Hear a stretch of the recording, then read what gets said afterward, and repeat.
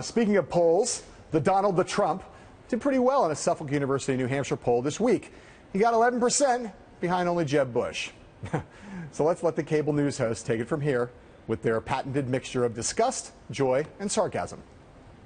Trump rising. Donald Trump surges. Surging in the polls there for real. Donald Trump is performing surprisingly well. Only the Donald is not surprised. This one might surprise people, though. The candidate that all the experts tried to dismiss just surged to second place. Trump in second place in New Hampshire. Somehow, the Donald Trump managed to take second place. Now in second place at 11%. You're laughing. What say you about this most shocking development that has the political world in titters? You're a little surprised. No, I'm not. You're a little surprised. It's New Hampshire. It's seriously. It's here. June. They've been out on the docks. The sun is out. They're liquoring up. Who you voted for? I voted for Donald Trump.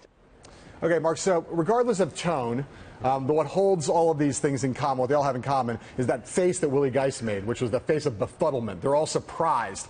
Why? Oh, why, Sensei? Please tell me, why is everyone so surprised? I have no idea. I'm with Lewis Black. I'm not surprised at all, although not because people in New Hampshire drink. Right. No, look, Trump himself told me and others that when people believed he'd run, his numbers would do better. That's why he wasn't doing polling. I'm not sure that's exactly right. Yes, it's name ID, but it's also the case, as we've discussed, he has a following, and he's been to New Hampshire plenty. He's been more than some of the other so-called more serious candidates, and I think people underestimate the extent to which, as he drives a message, there are going to be people who support him. I'm not sure he'll get 10% of the vote in the end, but for now, I'm not the least bit surprised he's at 10%. He's got to stop wearing that blue blazer when he drives off the first tee, because that's not a good look for golf. But I got to say, you and I are both old enough and crotchety enough to remember 1996 and Pat Buchanan in New Hampshire.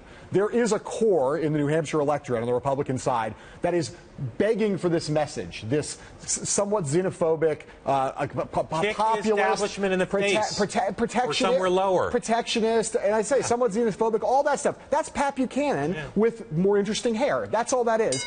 There's people in New Hampshire who want to hear that, and certainly at least that many percent. Don't be surprised if Trump continues to poll very, very well.